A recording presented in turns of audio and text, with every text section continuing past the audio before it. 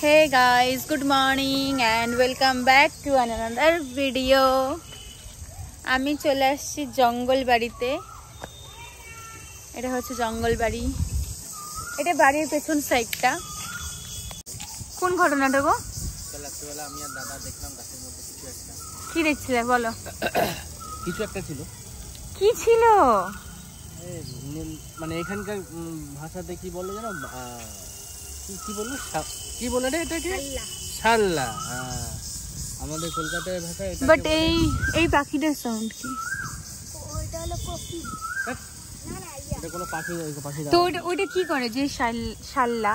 সেটা কি করে? ক্ষতি করে কোনো? ক্ষতি করে না। তুই দেখছিস? বল কি করে? পায়রাটাকে খায়, পাখিটাকে যেখানে পাখির ডিম থাকে, পাখির বাসা টাসা থাকে, গাছে উঠে খায়। ও ওটাকে বলে বন বিড়াল। রাইট। ও আচ্ছা। এটা কালকে এখানেও যেটা সেটা বন বিড়াল। কালকে যে গন্ধটা পাচ্ছিলিস? হ্যাঁ, ভোকচাল ওটা। বন বিড়ালের গায়ের গন্ধ এত সুন্দর, মনে হচ্ছিল চালের গন্ধ। এই গাছের মধ্যেও থাকে ওরা।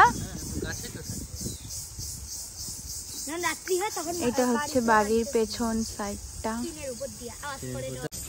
এই দেখো কাঁঠাল, যেটা এখনো হয়নি। ও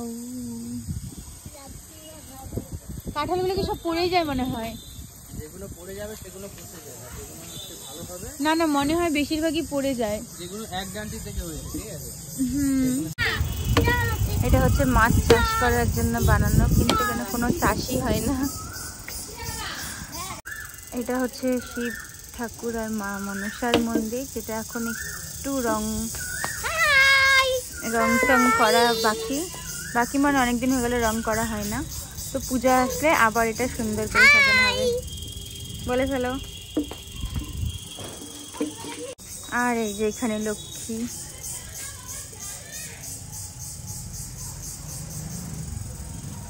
আর এখানেও শিব মন্দির। এখানে আমরা 3 জেনারেশন একসাথে বসছি, আমি, তারপরে আমার মা, তারপরে তার মা, পরপর 3 জন। তোমরা একটু বলো তো আমাদের ফেসের কোনো মিল পাও কিনা।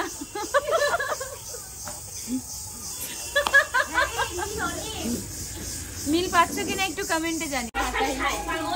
এখানে দাদু আর দিদা চুপ ব্লগ চুপ। এখানে দাদু দিদা এক ফ্রেমে। ও যা একটা অ্যাক্টিং করে না, দেখাবো দাঁড়া। জামাইকে এখান থেকে সরতে বল।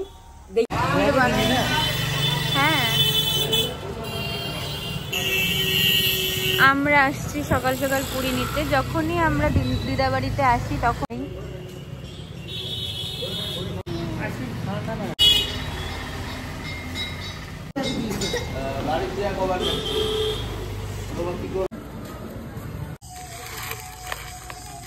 এখন বাজে 1:45 আর আমরা এখন সবাই বেরোচ্ছি।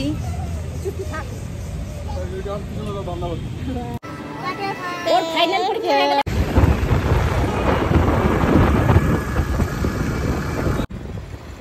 কোন জায়গাটা? ফালাকাটা। আর এখানে আমার জন্য সিঙ্গারাটা চাটনি দিয়ে এভাবে ডুবানোর মানেটা আমি মানে ঠিক বুঝলাম না। এই মিষ্টিটা ভীষণ কিউট লাগলো আমার, সিরিয়াসলি। তার জন্য আমি চায়ের সাথে মিষ্টিও খাবো এখন। আর এটা আমি নিচ্ছি না, এটা সন্দেশ নিচ্ছে। এত কিউট মিষ্টি দেখো। এই সাইজটা আমার জন্য একদম পারফেক্ট। মনোযোগ দিয়ে খাচ্ছে দেখা। ও তো অ্যাজ অলওয়েজ মনোযোগ দিয়ে খায়। দেখো ওকে দেখে মনে হয় যে ও জিম করে রেগুলার ওয়াইজ। জাস্ট দেখো কিভাবে সমোসাটা খাচ্ছে, আর এরপরে এই মিষ্টিটাও খাবে। यहाँ पे চাই। তো আমরা এখন রওনা দিচ্ছি ধূপগুড়ি থেকে। আর ডিনারটার পুরো ব্লগ তোমাদের কেমন লাগলো কমেন্ট